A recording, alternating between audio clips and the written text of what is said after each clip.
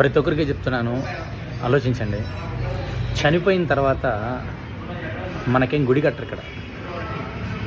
చనిపోయిన తర్వాత ఎవడు గుడి కట్టడు ఇక్కడ. నువ్వు సంపాదించిన ఆస్తి కోసం నీ కొడుకులు అవ్వచ్చు, నీ అన్నదమ్ములు అవ్వచ్చు, గద్దల్లాగా పీక్కు తింటారు. మహా అయితే నీ కొడుకులు, ఎవరైతే నువ్వు ఎక్కువ ఆప్యాయంగా నిన్ను ఎక్కువ ప్రేమించిన వాళ్ళు ఒక 11 రోజులు గుర్తుపెట్టుకుంటారు పెదకర్మలైనంత వరకు. తర్వాత నీ ఫోటో గోడకెక్కుతుంది.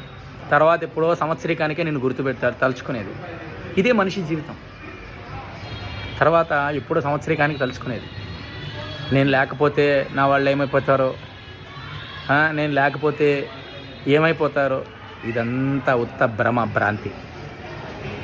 ఉన్నన్ని రోజులు సంతోషంగా గడుపు. భగవంతుడు భోగభాగ్యాలు ఇచ్చింది అనుభవించడానికి. మూటలు కట్టుకొని అందరూ మూటలు కట్టుకుంటున్నారు. పోయిన తర్వాత నీకేం గుడి